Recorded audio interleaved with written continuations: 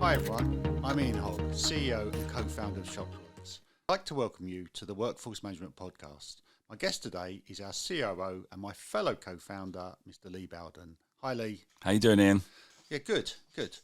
Right, today I want to talk time and attendance and different types of time and attendance. So again, customers, get confused with this one, and obviously, it's probably our fault because we make it confusing. You know how it is with software and hardware. So what I want to do is just sort of understand some of the different types of workforce management, types of time and attendance, and some of the pros and cons of them. Sure. Okay. So why don't we just start with just give me a sort of an overview of the two or three different types, and we can sort of dive into each one of them. Sure. I mean, it's an interesting space because traditionally TNA is taking your card off the wall and clunking it in a machine.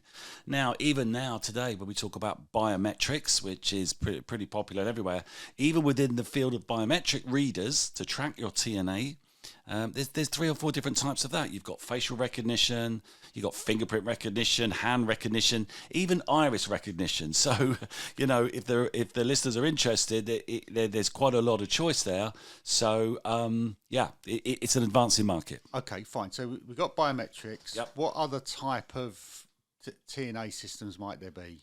Well, if you take biometrics, okay, I mean, they're great units and they're not reliant on staff-supplied hardware. That's the key thing. But you have to understand what you're dealing with here is the gold standard of TNA because they're basically impossible to defraud. So that's why they're good. And, of course, they're relatively cheap these days. Even the sort of entry-level facial recognition reader is about £400. So, to know that you're safe and secure and you're accurate and you're compliant, it's not a big investment. Are there any cons with biometrics? A small percentage of staff, occasionally, they find their fingerprint or face difficult to scan. I mean, if you're in an engineering environment with dirty thumbs or scarred thumbs, then facial recognition, and certainly in a post-pandemic world, nobody wants to be touching lots of different screens and no one's wiping them. So I suppose they're the cons to it. But and I suppose lastly, they require a slightly higher standard of GDPR and compliance. You need to do a data protection impact assessment to make sure everybody's happy of clocking in with their thumbs or their faces. But lastly, I suppose it can be expensive if you have a large estate and multiple venues.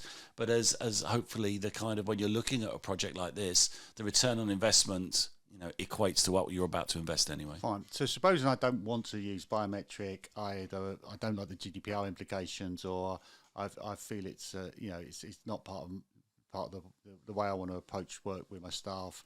What other options? I've heard there's some, in fact, of course I've heard I'm the CEO of a workforce management company. But why don't we talk about sort of app-based tools? So, what can I do on an app where the staff use their own phone?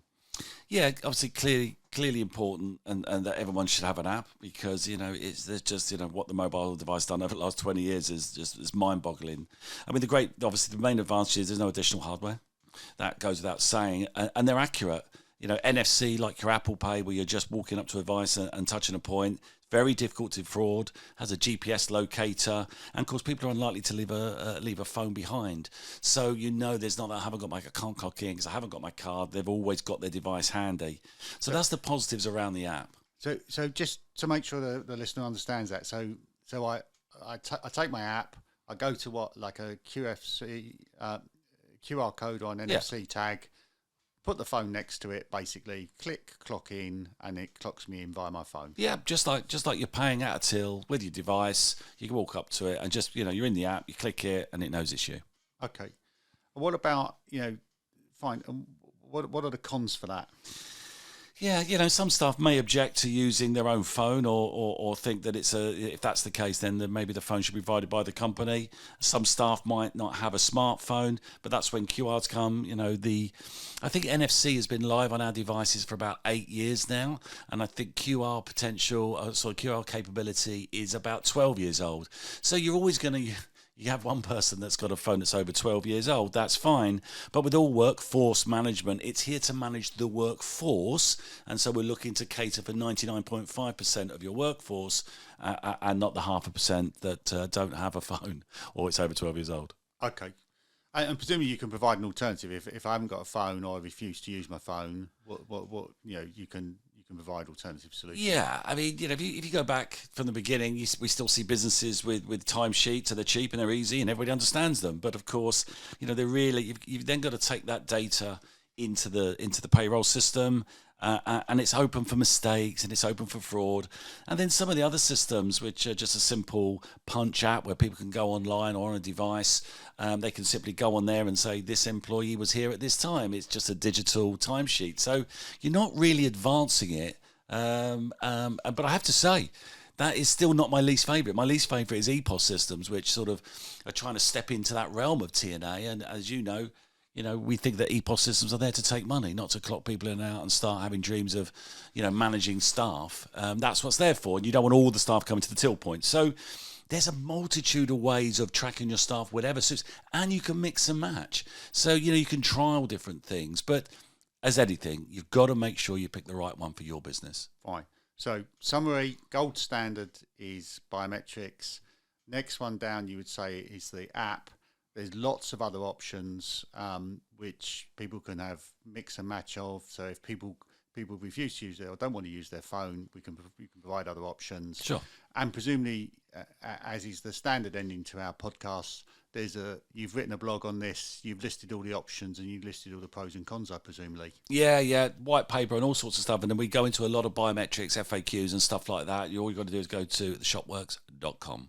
Fine. And we'll put the link in the podcast notes. Thank you very much. Thanks, mate.